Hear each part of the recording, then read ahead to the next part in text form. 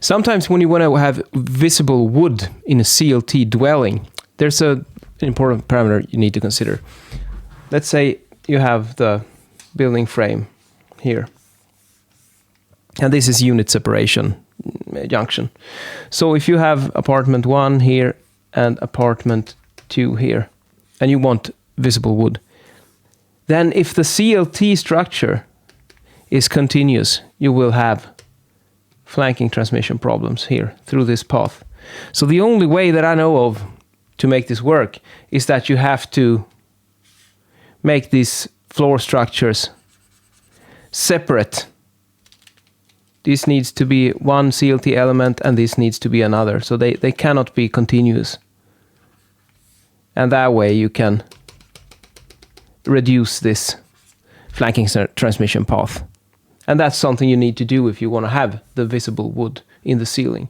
Because your other option is, if you have that situation, this is, in my experience, the more common way of doing it, to have continuous floor slabs, because then you will get a stiffer junction here as well, and perhaps you can make the CLT structure somewhat thinner, whereas in this case you might need to have a bit thicker in comparison to this one when it's continuous, because this junction is weaker than this one. But if you want to have this continuous slab, which is quite common, you need to consider a suspended ceiling of some sort here, preferably with some kind of decoupling, a resilient ceiling, and that way you can also significantly reduce this.